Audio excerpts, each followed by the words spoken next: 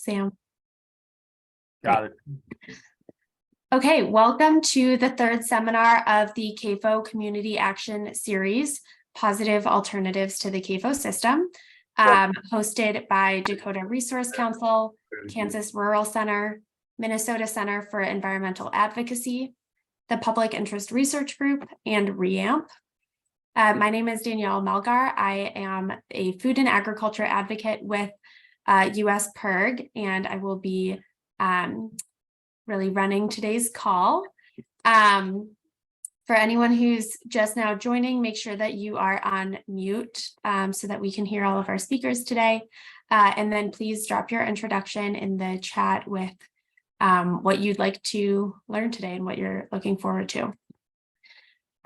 Today, we will be hearing from two speakers about the alternatives to our current CAFO system. First, we will be hearing from Dr. John Ikerd, Professor Emeritus of Agricultural Economics at the University of Missouri in Columbia.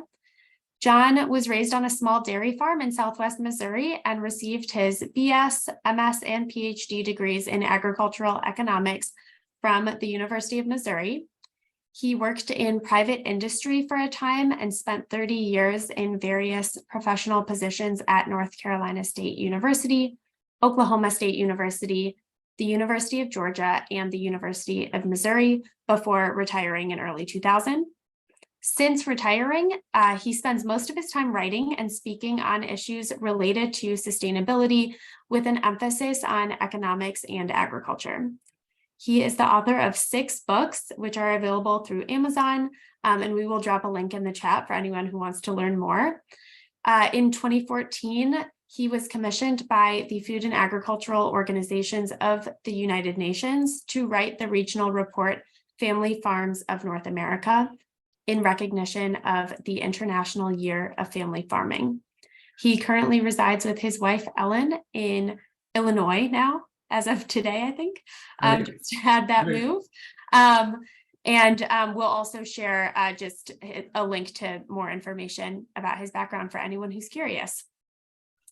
And then after hearing from Dr. Ikerd, we will hear from Eowyn Corral, who is the Director of Development and Programs at Dakota Rural Action, and most recently, the past chair of the National Sustainable Agriculture Coalition. Has focused on local and regional food systems and sustainable agriculture policy for the last 15 years. Based in the Dakotas, the occupied lands of the Oceti Sakowin Oyate. I apologize if I mispronounce that, but the Dakota, Nakota, and Lakota peoples, and utilizing grassroots community organizing as the foundation. Dakota Rural Action works on agricultural policy at the local, regional, national, and tribal arenas. Eowyn comes to this work via a love for fiber animals, seasonal foods, and textile arts. Originally from Southern California and of Michoacan descent, Eowyn plans to find their way back to the West Coast to raise animals on pasture on a multi-generational farm for the golden years of life. So love that. Okay, so we've got 2 really awesome speakers here with lots of experience in the agricultural system. And now I will hand it over to Dr. Ikerd to kick us off. All right, thank you. I appreciate the opportunity to be here with you tonight. Yes, we just recently moved from southeast Iowa down to southern Illinois, a little town of Carterville, about halfway between Marion and Carbondale. So we're down here and still moving in. I'm about worn out and I'm getting too old to move these days. But anyway, I want to start off. I think one of the things that I have to offer in this area, I'm kind of, there's other people know a lot more about CAFOs and certain aspects of CAFOs. I see Kathy Martin on here tonight, and I'm sure there's others as I do. But I've been around for a long time. And so I've lived through the transition that we've seen in agriculture. And I realized that we've seen a really fundamental change in how animals are produced and now agriculture is carried out within the last 40, 50 years, and we could see even bigger changes in the future. A lot of times people look and say, well, the CAFOs are out there, they're so well established, they will be there forever. They won't be there forever. Agriculture is going to change, and there's alternatives that will take their place in the future. And the decisions we make today could well have an influence on what those alternatives are. But if you want to look at CAFOs in general, concentrated animal feeding operations, factory farms, or whatever, the whole idea of it, most historians take back to the 1920s when there was a lady on the Delmarva Peninsula that ordered 50 chickens for her backyard flock and ended up getting 500. Now, rather than send those 500 back or get dissatisfied about it, she decided that she would go ahead and raise them out, but she didn't have room to raise them outside, so she put them in a shed and in confinement, and she fed them, and she made good profits on that first bunch because she was able to sell them to her neighbors and other people, so she ordered more. And that was kind of the beginning of taking chickens inside rather than raising them outside in backyard flocks as they had always been done. That was in the 1920s, but it really wasn't till the 1940s that we began to see chickens move into buildings similar than we have today. The early indoor feeding was a lot like our backyard chicken coops might be today. But there was something going on in the late 40s and early 50s that fundamentally changed agriculture. And that's when the agricultural fertilizers and pesticides that were developed out of the World War II technologies came on the market, and it began to increase the ability of farmers to produce more feed grains in particular and lower the cost of production, which increased the profitability then of feeding animals in confinement in general, rather than having animals out along the, out on the pastures where they had always been. And then in the 1950s, I can remember that very well. Up until then, it was mainly chickens that were raised indoors. And one of the problems during the 1950s is you had problems with diseases in the other animals that were raised indoors, but you brought antibiotics into chickens production, and then they discovered, okay, we can feed the other animals antibiotics as well. And so in the 1950s and the 60s, then we began to see antibiotics come into the bird flocks and the chicken flocks. And then that led the way to 1960s and 70s. Then we had a big shift in government policies that overall that begin to support this new kind of what I call industrial agriculture, specialized, standardized, consolidated, because you could get cheap fertilizer, then you didn't have to rely on crop rotations to build soil fertility, and you didn't have to rely on crop rotations then to break pest cycles because you had the cheap pesticides out here. And so this increased the ability of farmers to increase feed grain production, lowered the cost of feed grain production, and then they began to look at bringing cattle into feedlots. Even though cattle were outdoors, they began to concentrate them in smaller and smaller areas. And then by the 1970s, then we saw many of the cattle then moving out of the small farm feedlots into the larger feedlots out on the high plains and places like this, and we began to see cattle move into CAFOs as well. It wasn't until the 1980s then we began to see hogs really move into CAFOs in big numbers. And that was where the antibiotics made the major resistance. I can remember getting out of graduate school in early 1970s, and they were saying, well, they didn't know whether they could integrate the hog production or not because of disease problems. Hogs had always been prone to diseases. But then when the antibiotics came along, then you began to see come into the hog operations as well. And then you had animal agriculture, industrial agriculture in general. That was the era in the 80s of get big or get out, farm fence row to fence row, cheap feed grain production, and moving animals into CAFOs. And there were shifts in agricultural policy that made all of this possible.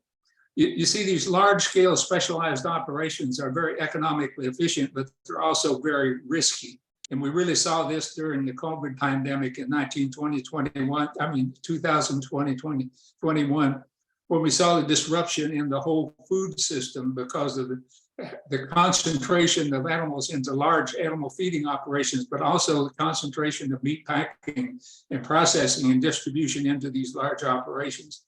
But these big operations are inherently risky because you're specializing in producing a particular thing and you're producing it on a large scale. There's huge amounts of money invested in those operations. And when you have a disruption then in any one species of livestock that you have on your farm or any species of crop, where you have a disruption in the system, then that whole system would come crumbling down.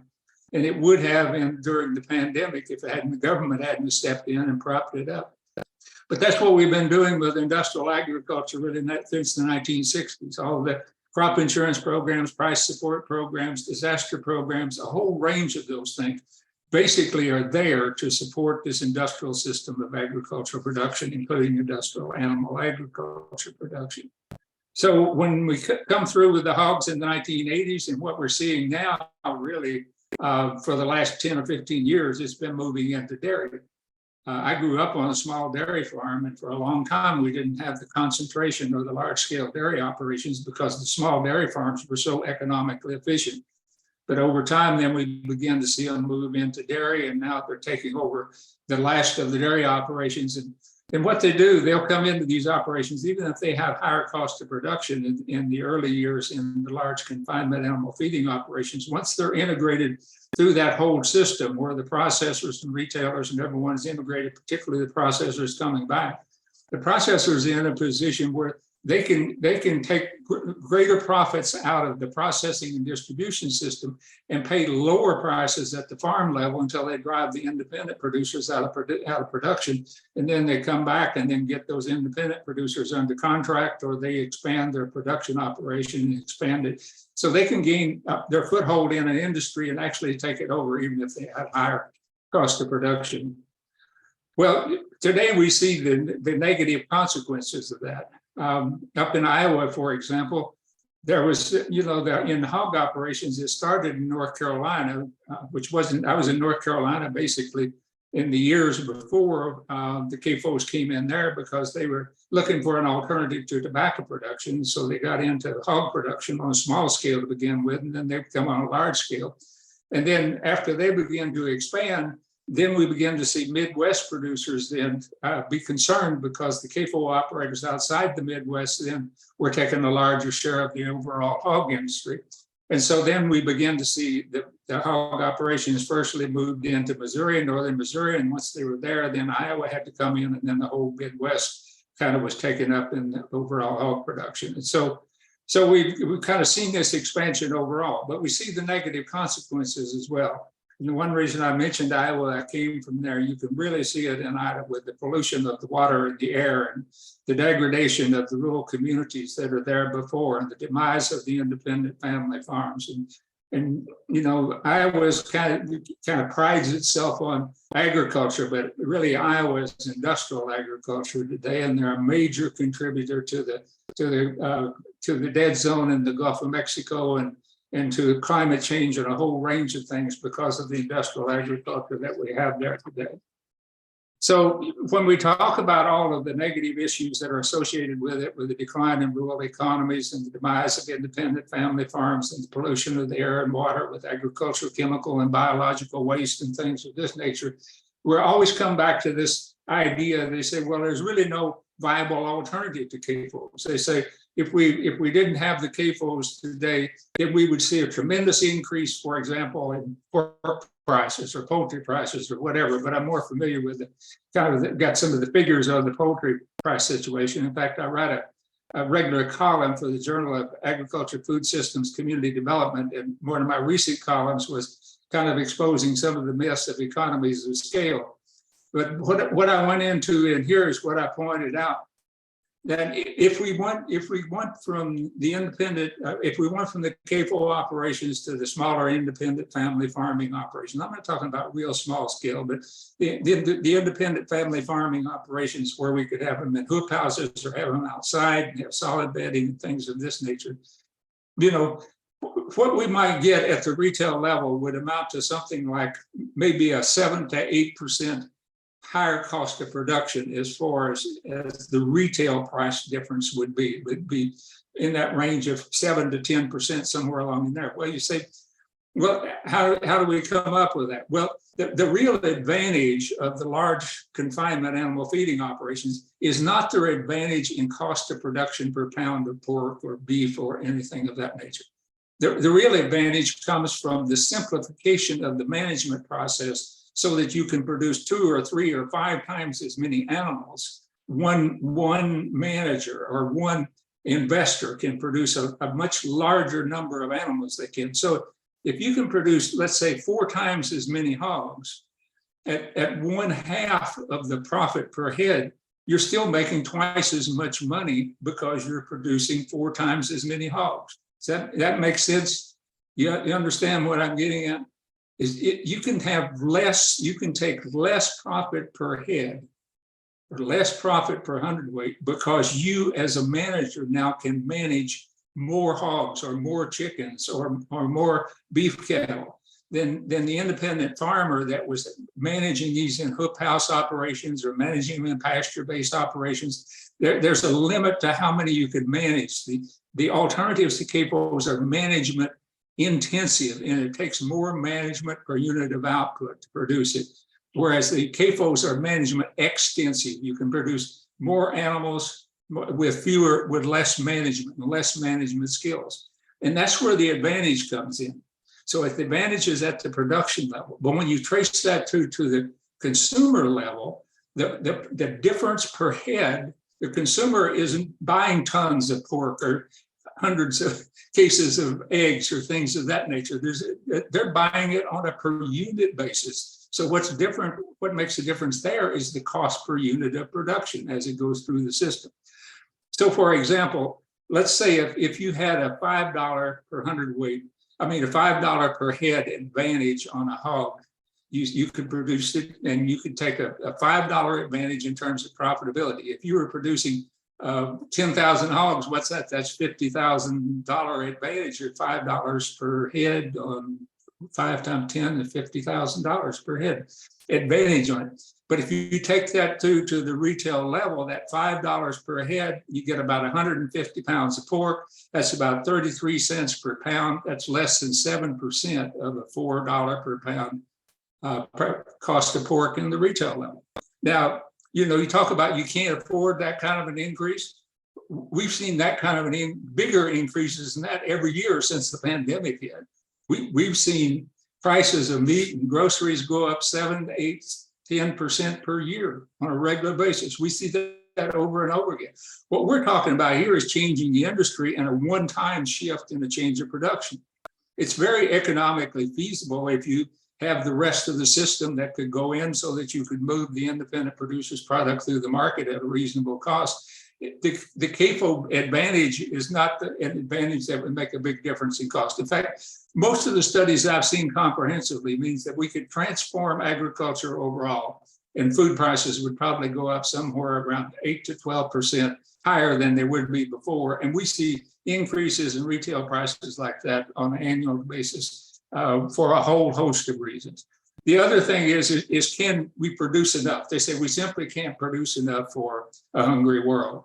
Well, one thing is we're burning up half of our corn, 40% of our corn crop in our cars. So we're not concerned about, making sure that we have enough corn to feed the people and things of this nature. And we're exporting a larger and larger share of what we're doing. It's not about producing here, but we can produce enough. I was looking up numbers and we're marginally higher, maybe 15, 20% higher in pork production, number of hogs than we were back in the 1950s, 1960s, that era.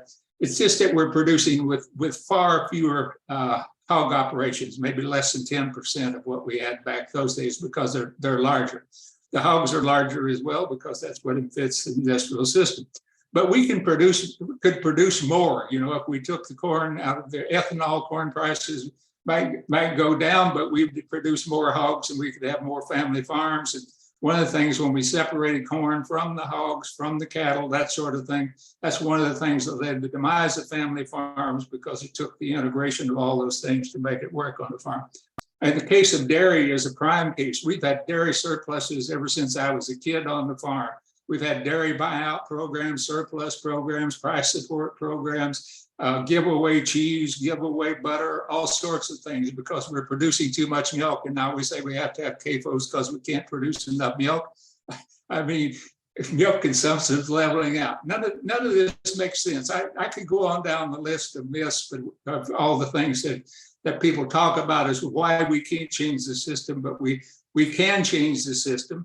One of the fundamental things we need to do is to change government programs so that we quit propping up this failed industrial system by asking a taxpayer to absorb the tremendous risk involved in that system so that the large corporations can make more money.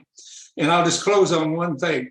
I suspect that we will probably actually have lower food prices, lower grocery prices, lower meat prices, if we had a competitive food system going all the way through.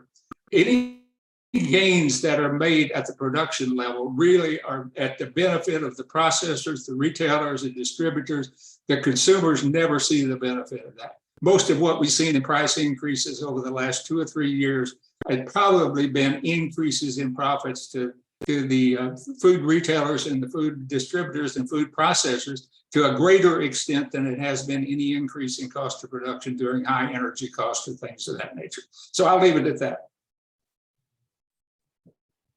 Thank you. Great. Thank you so much for that really helpful history and myth busting. I think that was really helpful to hear because that was a lot of the same arguments that I hear all the time and probably a lot of our audience members here. Okay, now we will turn it over to Eowyn.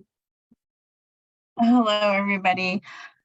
You know, John and I didn't do a lot of prepping together for this session, and I would just say following him just means I get to put a little asterisk here and there, right? Like I won't retake us through that entire history again, only to just to kind of put a fine point on some things, such as the way that from the community organizing aspect. So Dakota Rural Action, we organize at the grassroots level, and like the way that Sam's group, Dakota Resource Council, organizes at the grassroots level. So we are a state-based organization, and we have been working in food and agricultural issues since the beginning of our organization, so the 70s, 80s kind of farm and ranch crisis arena. And then in the last 20 years, we have spent a significant amount of our resources and kind of energy around local and regional food systems and supporting those systems, and then also training beginning farmer, ranchers, producers, even doing some work to like culturally evaluate our training program so that it makes sense to some of the tribes. So we have a couple of tribes that have taken our program and you know, changed definitely some language, even some approach to like how we would describe the history of cultivating land and animals across North America, right? So there's definitely some things at play there. All that to say that we organize what we lovingly refer to as the 16% when it comes to animal production. So meaning that 84%, potentially even a little bit more of that today, is consolidated by the big 4 meat packers, right? So we're only getting to play with about 16% on average of all species. So that's considering the larger species categories, poultry, pork, and beef, right? So not specialty meats there. So when you think about that, it makes us think, like, as organizers and activists in the food space, like if they have 84% of the market share and that's still not enough, then that also leads us to understand that it's not a very viable, you know, structure. And And the way as a grassroots organization we go about this is we work at the very, very local level, then we work in regional, like this, we would consider this regional work where we're talking to other Midwestern organizations about this type of work. And then we also work on federal policy. To Dr. Ikerd's point, we believe, so going into, and this is like a farm bill year, we're having producers, ranchers, farmers, folks from the different tribes, people working with children and like local foods into the school system, so farm to school, folks working on food hubbing, the small meat processing. Like we're organizing all of these people to have a voice in the farm bill. The farm bill, once every 5 years, we have an opportunity to talk about these things. And in that space, we also feel there's an opportunity to take some of that propping out of the CAFO system.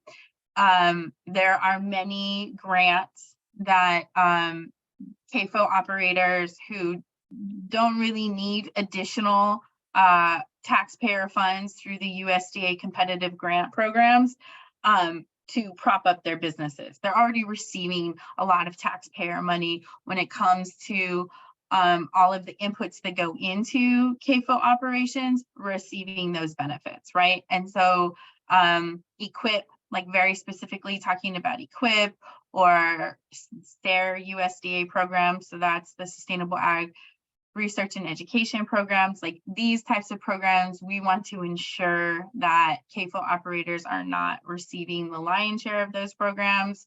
To some degree, we're even talking about how do we ensure that land grant universities are also not capitalizing on all of these competitive grant funds only to do research and continue to influence CAFO operators out into the world with all of their heavy hand in research that, you know, portrays that like this is the only solution to feeding folks.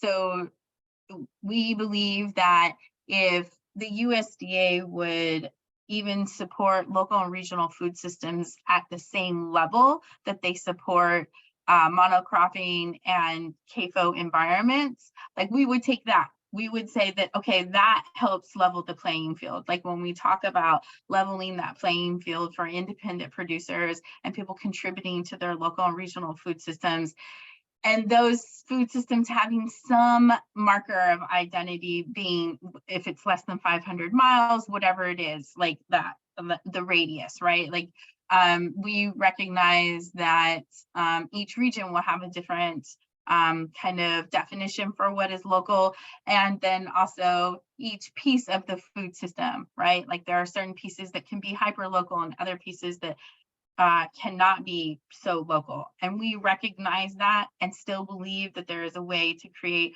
a regional food system that allows for the contraction of how many miles food has to travel. And it would also require that people are more appreciative of seasonally appropriate diets. Like we do understand that this and recognize that the pandemic helped explore some of that for us on a need-to basis, right? But we understand that that's part of the whole kind of response to CAFOs. The alternative to CAFOs is that people have to be willing to eat a little bit differently, not like that scary differently that people like to put out there, like, oh my gosh, if you only eat this way, then like you're never having a hamburger again, or you're, you know, that kind of thing. We do agree that like a $1 hamburger is only possible at places like McDonald's because of the taxpayer money. Like, and taxpayers don't know that. That's the other part of this, right? Is taxpayers are woefully ignorant about the money that is going into the corporate food system that then allows them to think that they're paying a lot less there.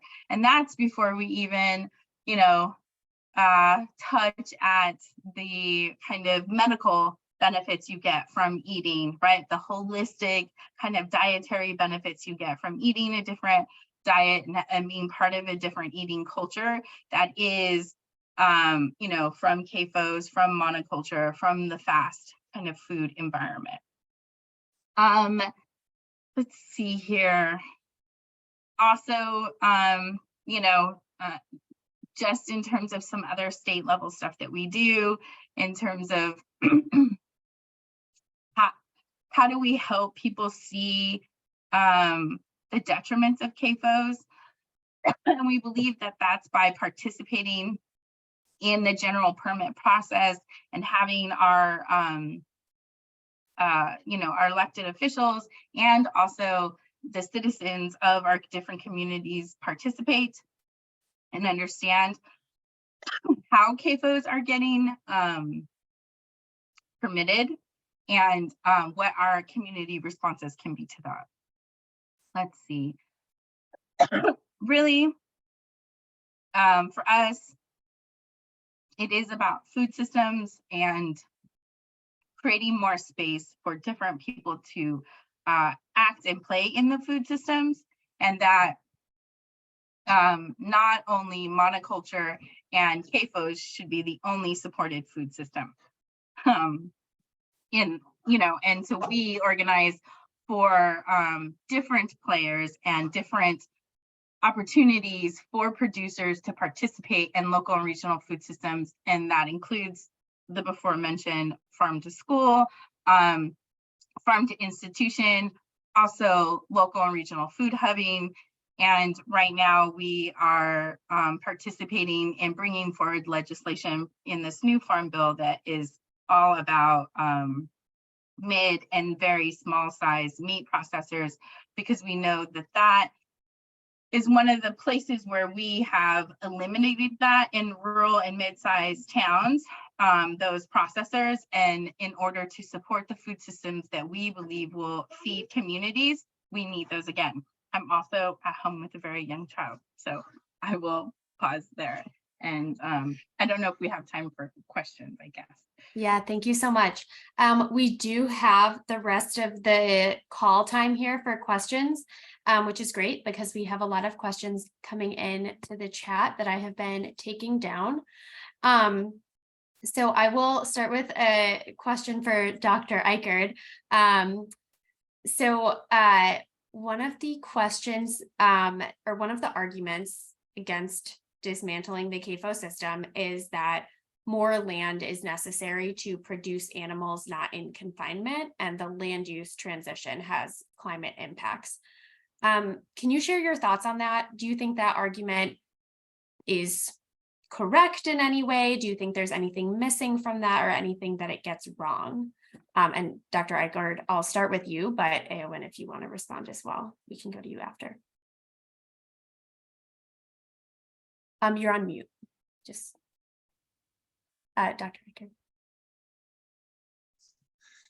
If we were really concerned about land use, we wouldn't be using 40% of our corn crop to fuel our automobiles rather than produce food for people, but to begin with. But what we'd be talking about is changing land use patterns. If we put more animals back on pastures, on grass, we could be utilizing land to produce food now that can't be utilized to produce grain crops like corn, soybeans, that sort of thing. It's marginal land, at least can't be used without erosion and without damage to the environment.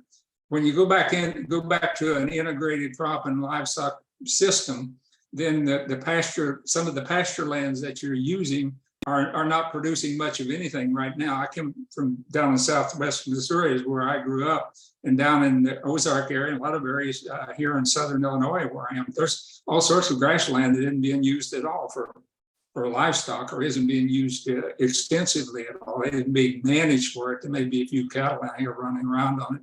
So you don't have to use the same land that you're using now in the same system that we're using now. So you put the marginal land integrated into farming systems where you can put the livestock out on pastures that aren't very productive, and then you can use the productive fertile land then to produce supplemental grain for those operations, and put more of the gain on cattle, for example, put more of the gain on grass and less of it on feed grains by utilizing the marginal land.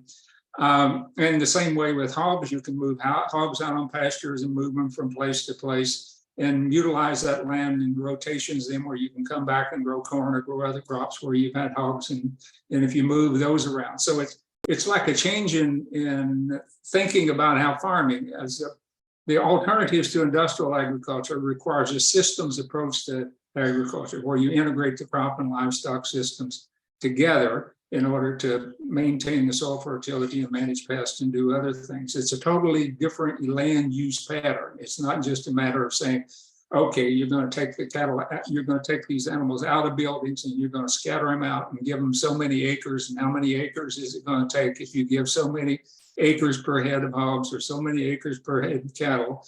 It's taking the land base that you have, its variations in quality and variations in productivity, and then matching the animals and the farming system to the land base that you have. This whole idea of agroecology, which is much more prominent in the international area than it is here, because it gets a lot of opposition here, is all about matching agriculture to specific places. And when you do that, you don't create the environmental risk that you have now. You have more efficient land use. You have more productivity per acre of production by integrating these various systems together. And so when you hear all this talk about, that it's going to require more land and we're going to run out of land and things of that nature, it's going to create environmental problems, it's people that are taking sort of an industrial mindset about what agriculture is and how it ought to be managed, and they're just scattering it out. Which makes no sense at all. Yeah, and the thing that I would add to that is there is so we have to embrace the idea that we will have many more farmers, like many more producers, right? So like we have to have many more producers in diversified operations across all of the acreage. And it also, like, some people, especially when we talk about the efficiencies and those types of people in agriculture, people will be like, well, people don't want to do this work, or even some farmers, as we know, they don't want to be diversified, right? They only want to do the one thing or the two things that like works for them, and like diversifying for them feels like more input. And so it does require a period of transition. And I would say that like if we are talking about at scale, what we know about the American diet and feeding, across the nation, and we all like jumped in and everybody was going to do this, like we're still talking a couple decades of transition, right? Like it takes time, it will take time, and people have to be invested for the time. The other thing, like Dr. Ikerd was just saying, is if you find somebody or you are somebody and you're thinking, I'm going to transition, like what you do those first 3 years isn't going to be what happens like year 7 and year 10. That land is going to become more productive over time as you're diversifying and figuring out what works. And it doesn't mean that like every operation will do like every type of thing. You will still specialize. It'll just be more diverse than your current, like 2 crop rotation and a hog barn. Like it's just going to end up being more diverse than that. So you fit what you're doing to the land base that you have, and some will be more specialized, some will be very diverse. If you look at internationally, and there's international studies around, you can produce there's more food per acre on the smaller management intensity. When you say it takes more farmers, that means what I'm talking about is management intensity. You can produce more food per acre on the small farms that are management intensive. It just takes more farmers than you can on the large scale confinement animal feeding operation or in industrial agriculture operations. It just requires a lot more management.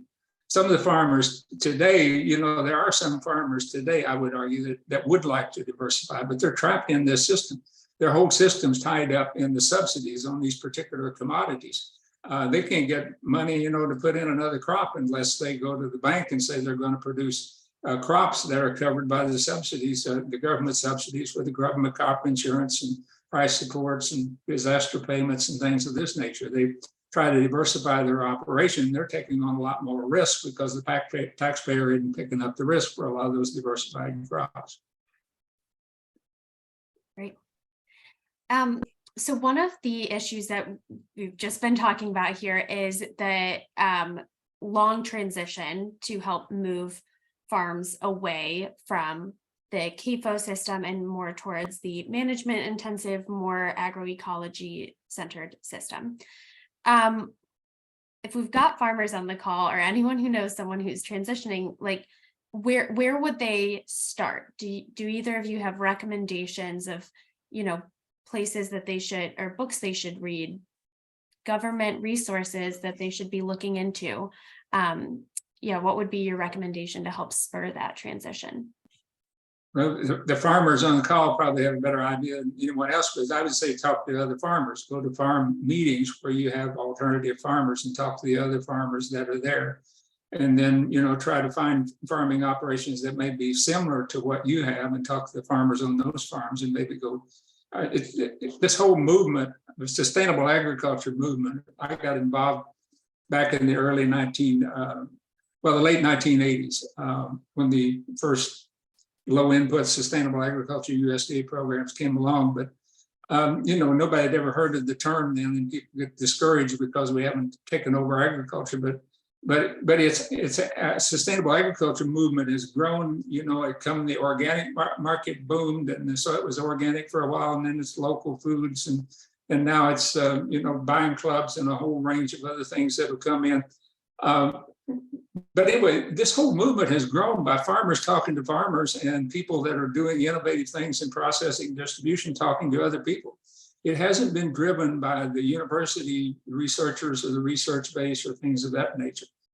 So I think that's the way that it's going to have to continue to grow, because it simply doesn't fit. The universities and USDA research is still set up for the industrial approach, where you have specialists in various things. Like I was a specialist, and we had all different kinds of specialists. And we don't have many generalists around in the universities, but farmers basically are generalists. So if you find another farmer and find a group of farmers, and then you share information, then the universities have some pieces of work that you can integrate into those systems. And then a lot of the research on soils and this sort of thing, at least up until recently, was done back prior to the industrialization of agriculture. You can go back and dig out the old books with William Albrecht and I don't know, Liberty Hyde Bailey and Sir Albert Howard and some of those people early on in organic farming, alternative farming. The principles by which nature work haven't changed. God still does the same stuff in the same way. We just have to kind of figure out how he does it. I would agree. Like, if you're gonna find someone else doing it, that's your best way, peer-to-peer learning. I will say, depending on where you're at, what region you're at in the US, there will be folks dedicated to your region, farmers groups. Around here, we have Marble Seed, also recently known as Moses. They have an annual conference. That's a great conference. The Northern Plains Sustainable Ag Society also has a great conference. The National Sustainable Ag Coalition, so also the acronym of NSAC, they've got a great website that will lead you to all kinds of things about the Farm Bill, and that will lead you into the competitive grants that are available, the value added producer grant from the USDA, that's and previous awardees. That's the other thing, like as you are looking at transitioning your farm, if you go to the different programs at USDA, there's also the LAMP grants and the value added producer grants and the SARE program at USDA. All of those folks will have previous awardees, previous projects, because that's all, taxpayer funded, that's all public funds. So all of that information is there, and there will definitely be other farmers who have transitioned, who have used government funds to transition, and what it is that they're doing there. Also, the National Center for Appropriate Technology, NCAT, they are also, a database full of good information that is going to link the sustainable agriculture, regenerative agriculture, plus renewable energy pieces in rural spaces and on farm. So that will be another place of good information. Great, thank you so much. Okay, so the other side of the transition is, not all of us are farmers, but all of us do eat. So how can we all support a transition away from a CAFO system through our purchasing? And Eowyn, I would specifically love to hear community level solutions. So we'll start with you, and then Dr. Ikerd, if you have more to add. So community level solutions for what specifically? Sorry, I was like, sorry, more chat. Yeah. Community level opportunities for consumers to support, these positive alternatives to CAFOs. Right. So, as a community organizer, we're one of our tenements is about, meeting people where they're at. And I don't want to be all like rose tinted glasses here, but I will say some things for the benefit of the conversation. And that is, if you're a consumer, start shopping small and locally.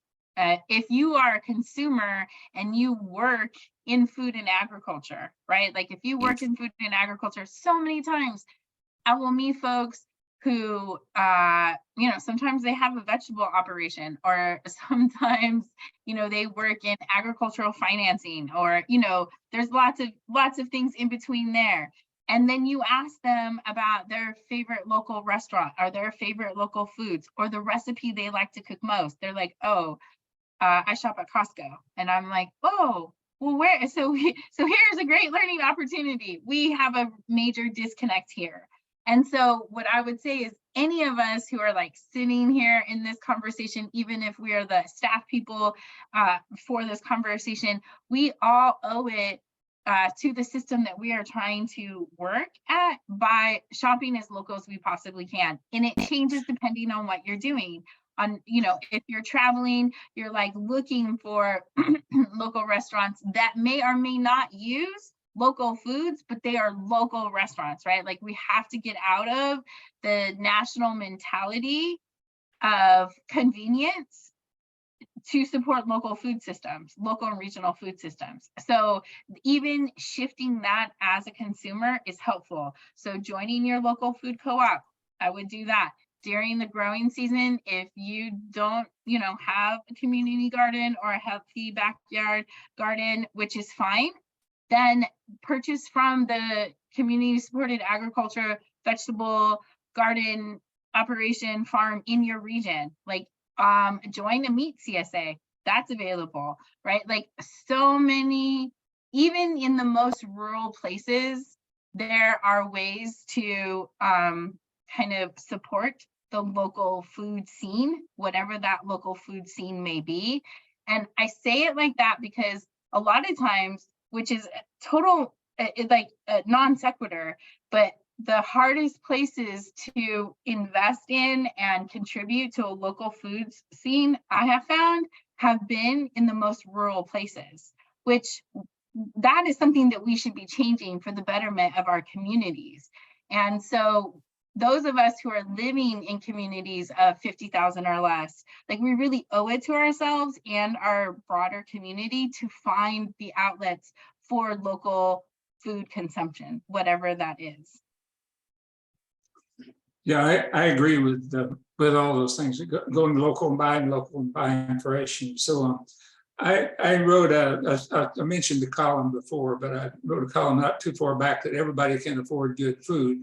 And what that takes is changing the whole food system, the individual food system, not just the aggregate food system, but our individual food system, changing how we eat and how we prepare foods and what we buy and things of that nature. Because most of what we pay for food, actually on the average, more than 85% of what we pay for food is not for the food at all. It's processing, transportation, advertising, distribution, things of that nature. Now, if you can substitute, reduce those other costs, the transportation, food preparation, things of that nature, you can pay a lot more for locally grown, fresh, organic, whatever, raw, minimally processed foods, and still not be paying more in total for your total food bill. but about half of what we spend on food in average, it may not be for any individual here, or maybe not as high in rural communities, about half of it is going to restaurants. And when I was doing the calculation of how you could really eat well locally on a food stamp budget or a SNAP budget or whatever, if you ate half, if you're like average and you eat half as many meals away from home, you've made a big chunk in a change in how much you can afford to pay locally for good food locally, just by eating out less. And then the other thing is when you're buying food in the supermarket, if you're buying raw, minimally processed food rather than the highly processed food, then you find then the margins on the higher processed food, probably 95% of that's processing, transportation, whatever it is. And so you can buy the raw potatoes or the flour and the shortening and stuff and make bread and do various other things. Now, that requires a whole change in lifestyle as well as the change in your individual food system. And ultimately, I think that's what we have to do. And I think I see that as a positive change in lifestyle as far as we're going into the future.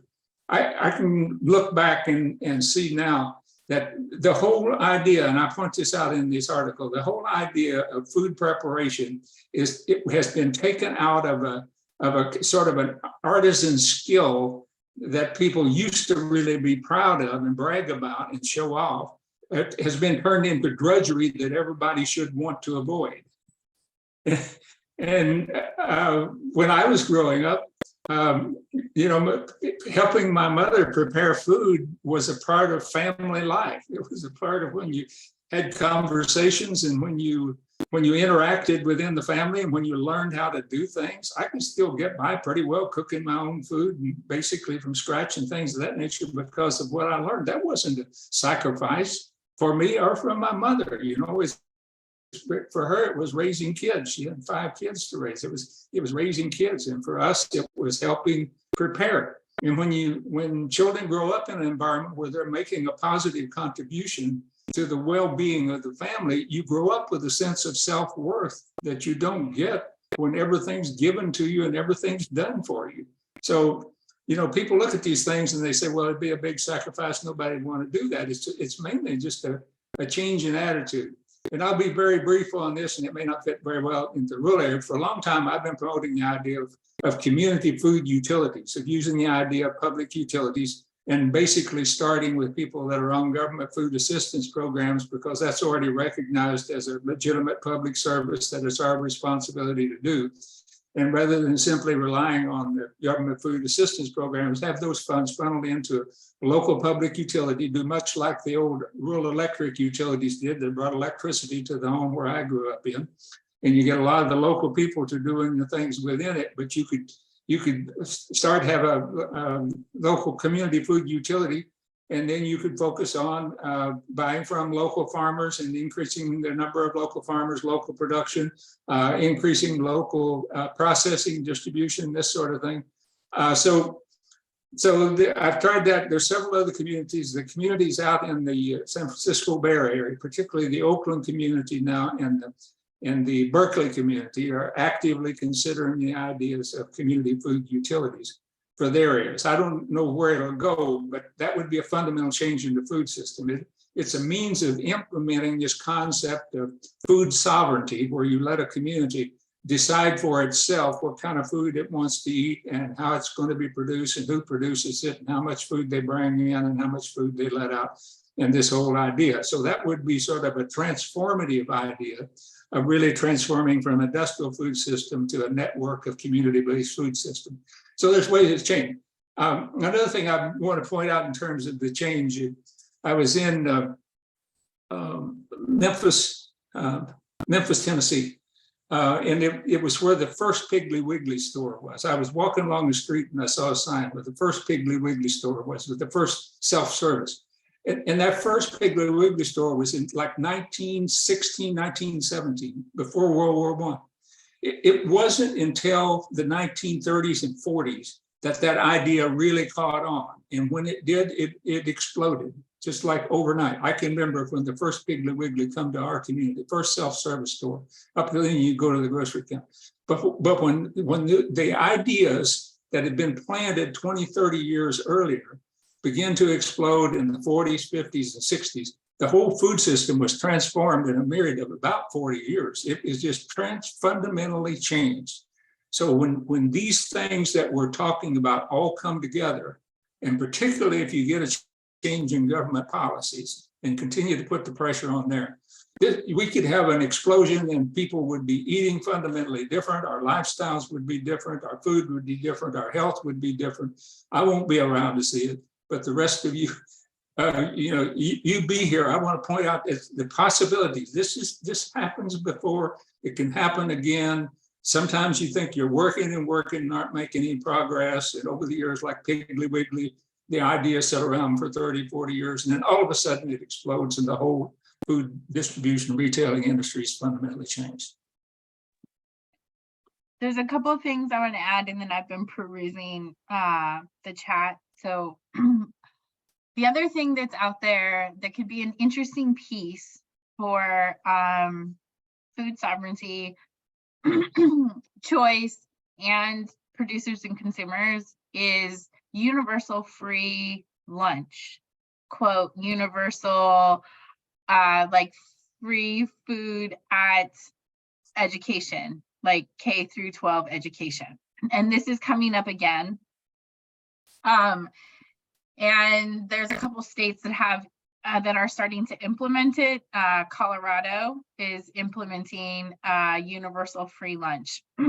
And one of the things that I've seen tied to that is also like a commitment to using local meats to make that happen, right? And so if we could, fundamentally shift how we are feeding children through public education, that might set the tone, because that's a lot of food, right? And that's a lot of buying power. So we could set some tones there. There have even like college student activists have been trying to promote for more local foods and like Sodexo foods in or meats in their colleges. So that's also like one of these avenues by which we can start kind of changing the way people eat, right? Like if we can start with the youth, like it will have a trickle down or up effect. And then the other thing that I wanted to say about lab meats. So fundamentally, I do believe in folks who kind of work in the type of organizing that I do, that yes, the American diet is going to have to change.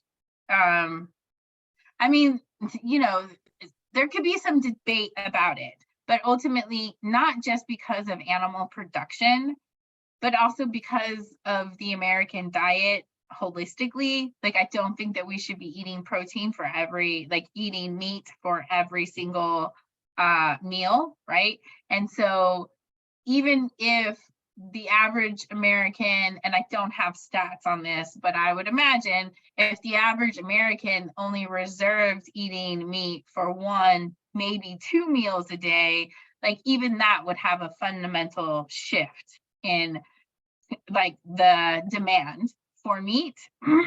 And so I believe that would, that should be part of it for a whole host of reasons about sustainability and then like the human body. The other thing is so for us, because we do the type of community organizing we do, sometimes you organize because of the corporate power behind a system such as lab meat or fake meat. And so for us, like there's a couple things there. Like, I guess we're our own type of purists for pasture-based, well thought, 1 time a day protein, and like and we wish that lots of people would follow that. And then also the money that is behind lab meats is just as scary as the money that is behind consolidated agriculture generally. And that is why we are suspicious of it, but we don't think that it is part of the solution. And, and, you know, we think that it could be problematic. And then like, that's one version of like lab meats. And then, you know, the other version where we are doing things that is, you know, as scary as like GMO salmon in lab, like that for us is also like a non-starter and not something that we think is part of the solution. Also, the large biodigesters, we're not down with those either. We are actively organizing against those in rural communities across South Dakota. We are also fighting the CO2 pipeline that wants to come through South Dakota, and I think up into North Dakota. If I know, I do food and ag, I don't do our energy work. We have to cut a line. I can't be an expert in everything. And so, but I can tell you that like, so that whole idea of like commoditizing CO2, like we believe that that is also just a way to further muddy these waters and make people conflicted. We also believe that in rural communities, there's like a switch and bait around the CAFO versus energy thing that is happening, right? Like this idea that like, oh no, we can make CAFOs really sustainable because we're gonna turn all of this horrific waste that they don't actually have to externalize the costs on anyway and turn it into a commodity. I mean, that's, and then the only people that are going to, you know, really suffer environmentally and with their body health, their human health, is going to be people in rural areas. So we fight against that whole system and trying to expose it for what it is. Great, thank you so much. I want to be mindful of time, and there are a lot of great questions in the chat, so I do want to get to a few of those.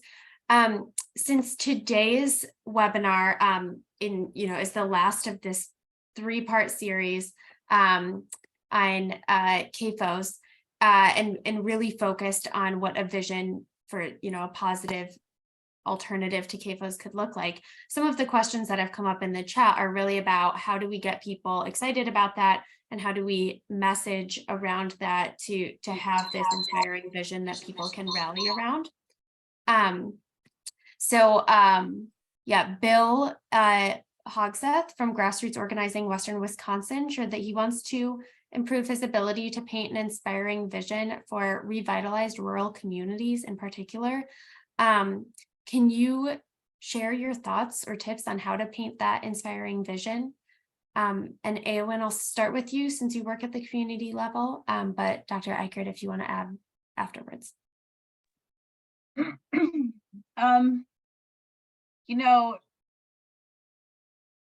So storytelling, narrative development, I think that anybody working in any kind of community-based endeavor, project, organization, you should take care to work in community with other people doing that work. I can't say enough for the ability to be able to network with other rural community organizers and tell that story. It seems like overly simplistic sometimes, and so I don't mean to sound that way. I know how hard it is. It is something that we struggle to do every day. Every day, like I feel like I have to participate in the spin doctor because so many things are thrown at organizations like ours to, put us as big green, the tree huggers, anti-agriculture, sometimes rural community, anti-American. So to that end, what I would say is you always have to lead with the positive. You have to lead with the positive projects that are happening in your community, and every community has them. And how do you then make that the norm for everybody? We talk about how do we move past piloting good projects all over the place and making them state-based initiatives, making them so that it's not just the nonprofit, the scrappy, less than $1 million annual budget, less than 10 people working on staff nonprofit. thinking about like innovative ways for your rural community.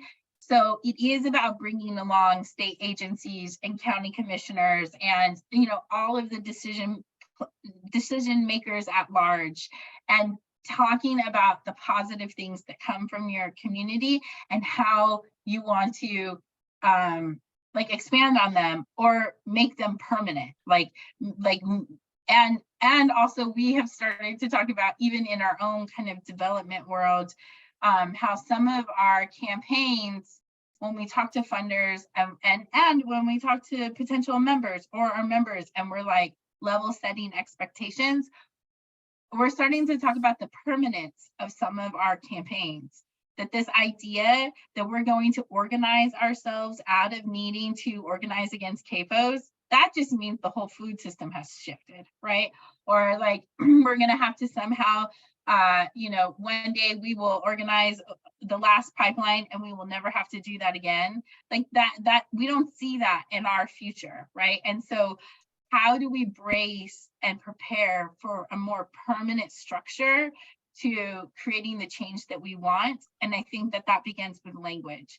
So really, you know, narrative development, having other people to bounce this off of, and really highlighting the good things that are happening and what that shift looks like to make them more permanent is what I talk about when I'm talking about my rural communities in South Dakota. Yeah, I think one of the things I would suggest is work with like-minded people. You know, people are always talking about reaching across the aisle and you've got to convince other people and things of this nature. You know, but I think what we need right now, we need to encourage each other, the people that are involved in this, and communities connect with other communities, and people like you're talking about, the positive examples and things of that nature. Bring together people that share this vision and help empower people that share the vision to move forward. You can really spend a lot of time and a lot of effort and not accomplish a whole lot trying to change people that just simply don't see the same world as you see it. And people ask me a lot of times, well, how do we change the Walmart shopper? And I tell people, Walmart shopper isn't the person you're going to change right now. Maybe 10 years from now, 20 years from now, they'll see a different way or whatever. But if you got people that are just shopping for price and not looking beyond that, you just kind of, in my opinion, just kind of wasting your time trying to convince them that what they're buying is junk and that sort of thing, and trying to come around. So encourage that. The other thing that over the long run, I've come to the conclusion that people don't make really big changes like we're talking about here unless you have three things in place. People have to come to the conclusion that what they're doing now isn't working and it isn't going to work in the future. You know, I've been involved for years. I call us CAFO fighters. Kathy Martin's been a CAFO fighter, and some of the rest of us. But we get accused of being negative because we're talking about what's wrong with CAFOs all the time. What's wrong with the food system? I think you have to do that.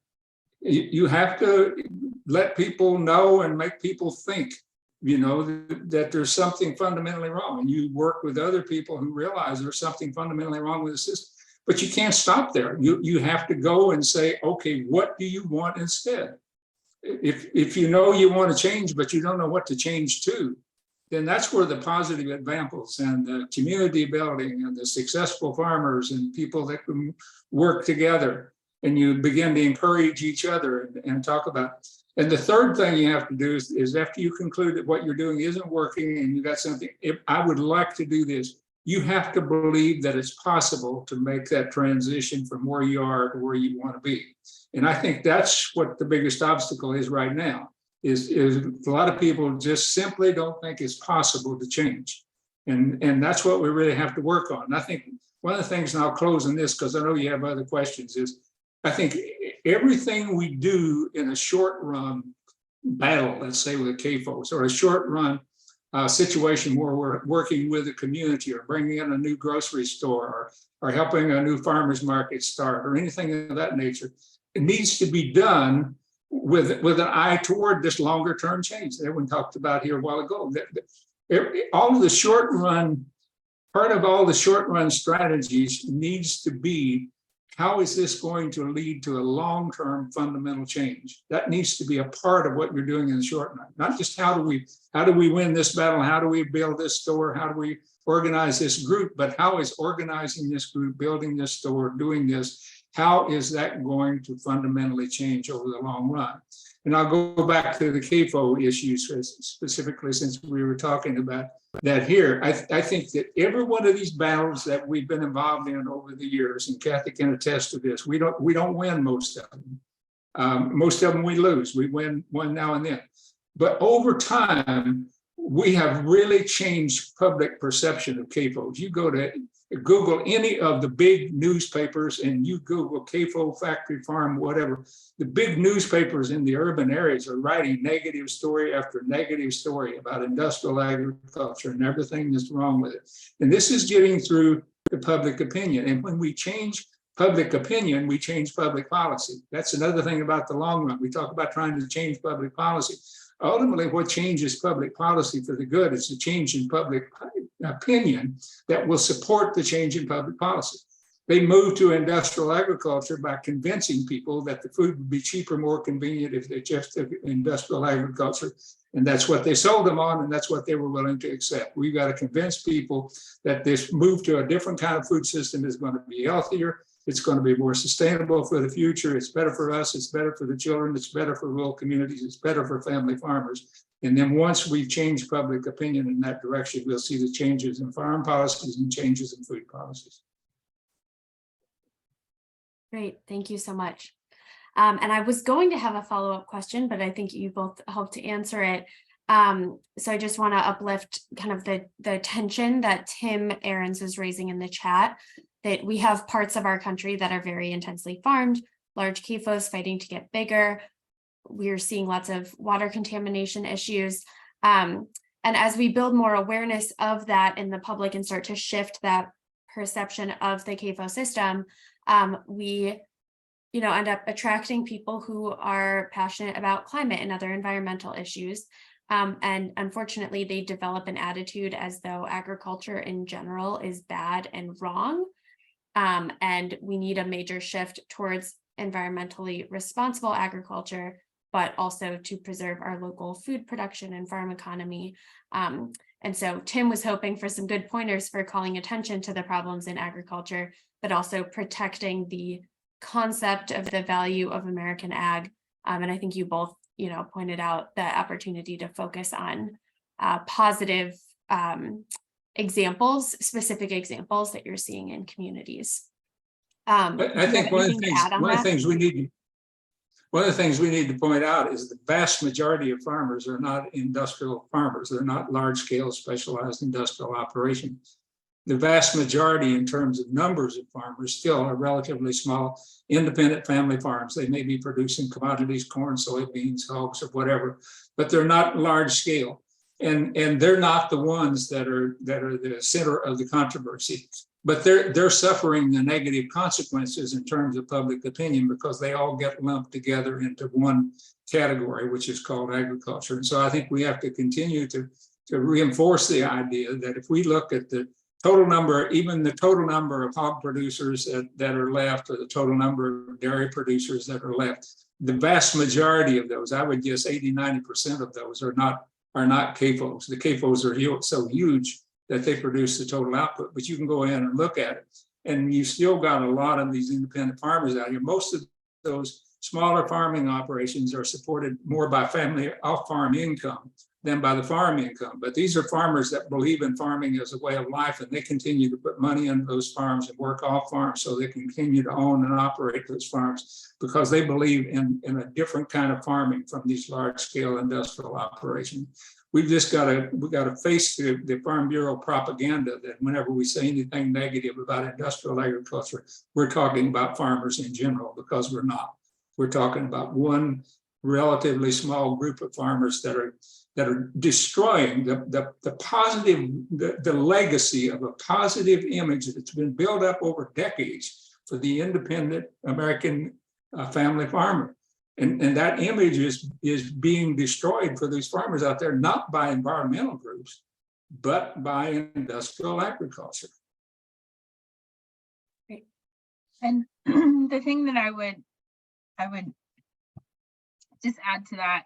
So two things. One is the person or the individuals, the institutions that benefit from there being a disconnect between the small to mid-sized independent family farmer and somebody that would declare themselves an environmental activist or somebody passionate about the environment is the likes of Farm Bureau, is the likes of Ag United, right? Those are the people that benefit from those two segments of the population believing they are at odds at each other. So that's a very well-oiled machine and storytelling. And so getting more people to understand that, like when, you know, they're in community and they think that they're at odds with somebody, like we would say that that requires a one-to-one conversation. And so this kind of work, especially in rural places, is not going to happen without deep, meaningful conversation and trust building amongst the people that we're trying to organize. And we're not going to organize ourselves out of that. So that part is also really important.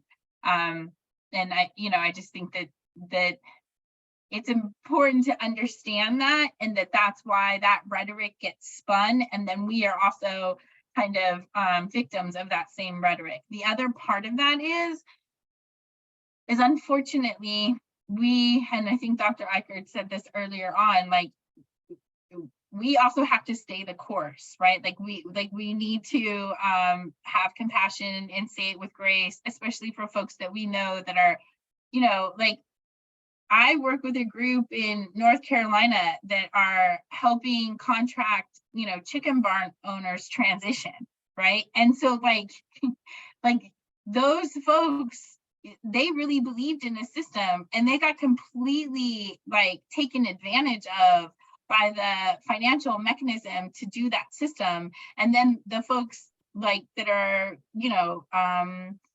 convinced of the environmental impacts and the dedication to local food systems have to then be in concert with those hog producers, trying to get them out of their contracts, trying to make them whole again. And you wouldn't consider those people to have been, likely partners in something. And that's because of both the dedication of the people working in CAFOs to say, this is not holistic, and it's not holistic for all of these reasons. And I still respect you as a human being and understand that, sometimes we make decisions because they're the decisions we think we have to make for our family. And those are really tough conversations, but we have to stay true to our values. And it doesn't mean that we are anti-agriculture or anti-American. It just means that we are actually trying to hold a better standard for all of us. Great, thank you. We had another question in the chat from Robert and Christine about how to stop the expansion of CAFOs in their karst area. We actually won't be able to get to that today, but I will refer the two of you to the previous two seminars in this series. If you don't have those recordings, we will make sure to send those to you. And then we have another question from Robert. I'm a big proponent for precision fermentation. How do we help promote that? I don't know much about that, but if either of you wants to take that question. What was the proponent of? Precision fermentation.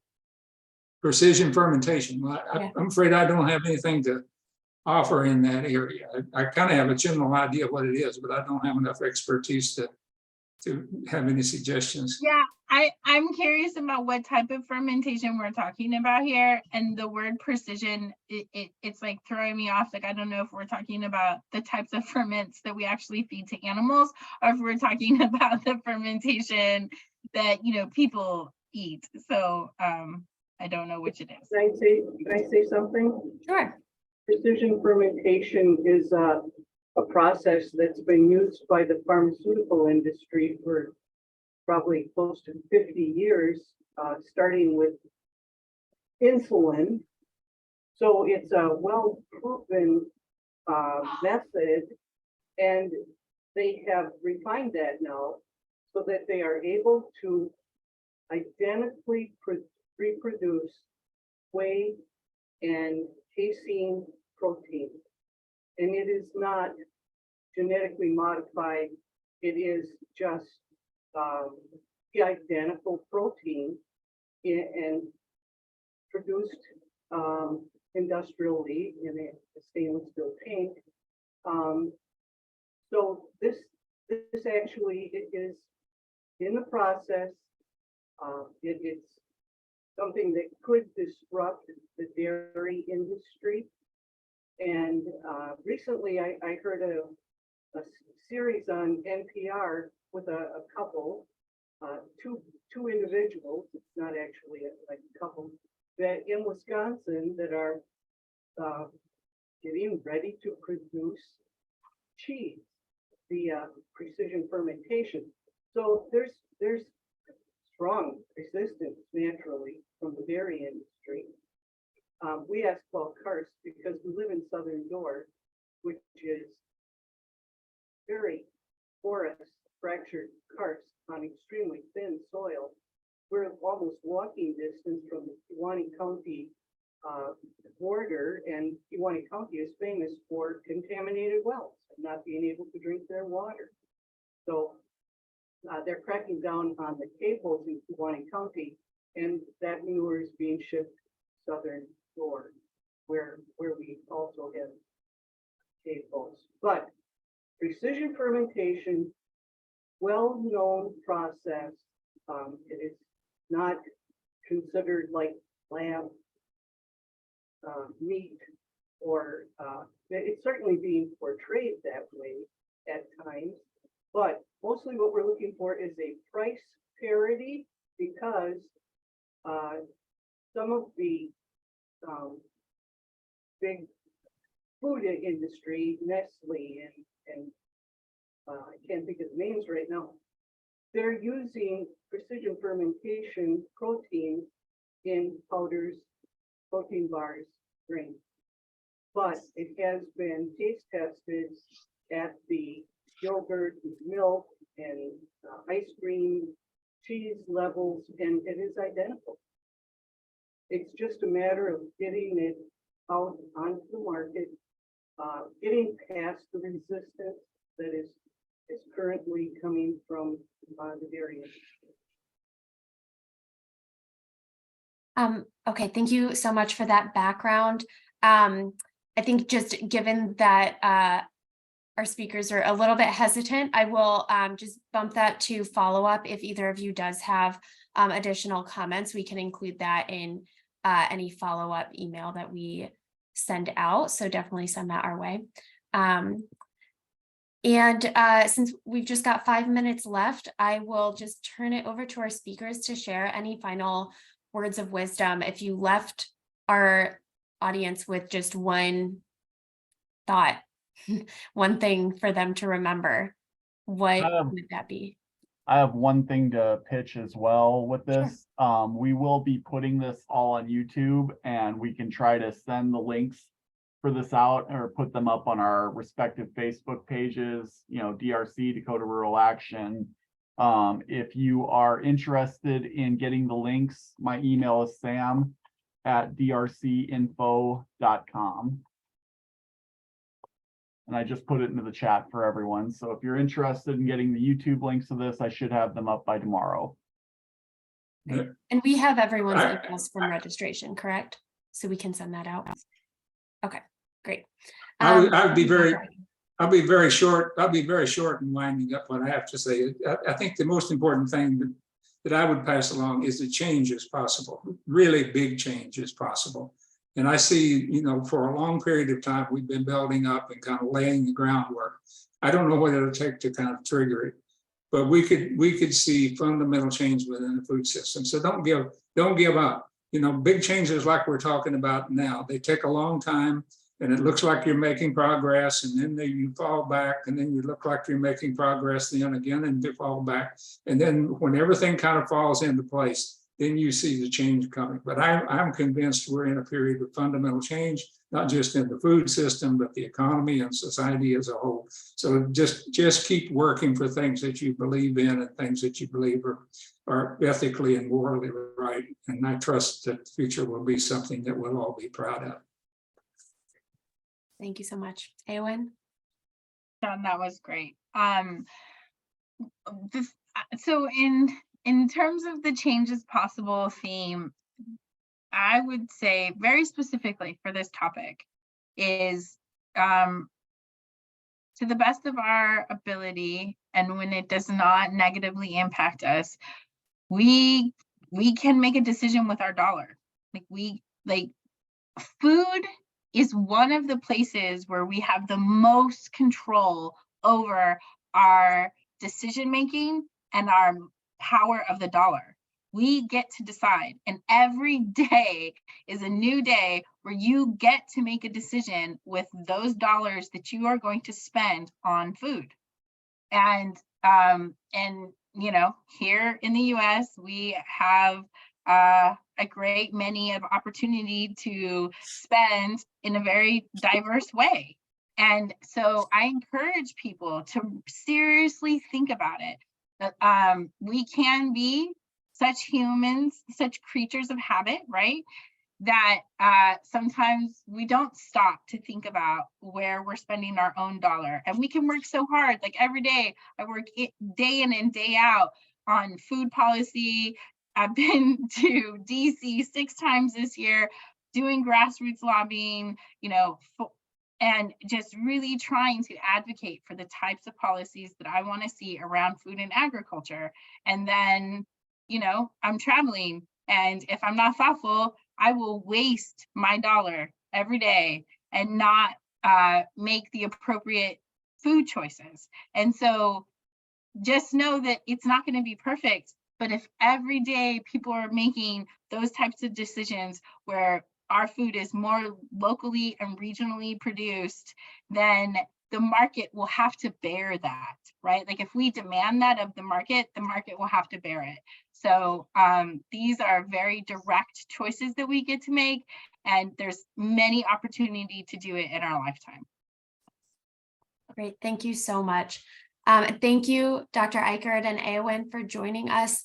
I'm sure everyone found this very, very helpful for everything from myth busting around the tension between CAFOs and positive alternatives to, you know, those hopeful messages that we need to hear to help shift towards a more positive agroecological food system. So thank you everyone for getting on, and thank you for your thoughtful questions. This concludes our series on the CAFO Community Action series.